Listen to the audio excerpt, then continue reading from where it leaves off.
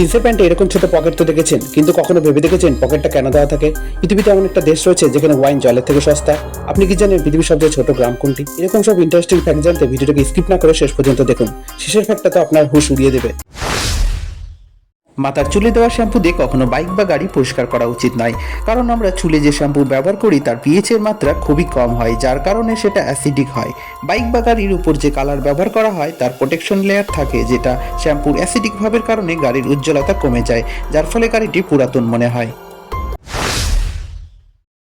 বন্ধুরা, আপনারা তো কখনো না কখনো জিন্সের প্যান্টে এরকম ছোট পকেট দেখেছেন। কখনো কি ভেবে দেখেছেন পকেটটা কেন থাকে?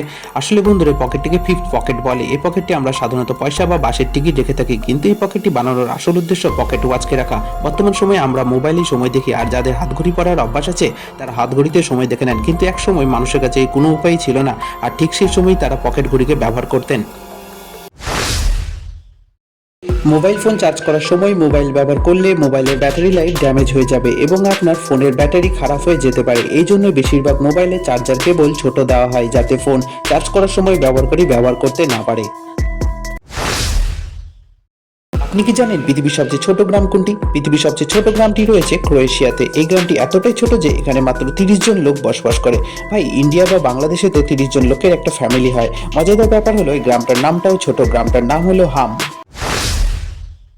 অস্ট্রেলিয়াতে ওয়াইনের দাম জলের থেকে সস্তা। আমাদের দেশে জলের দাম যত বেশি তার থেকে অস্ট্রেলিয়াতে ওয়াইন অনেক সস্তা। ভাই, ইন্ডিয়া বা বাংলাদেশে যদি ওয়াইন এত সস্তা হতো তাহলে কেমন হতো? কমেন্ট করে জানান।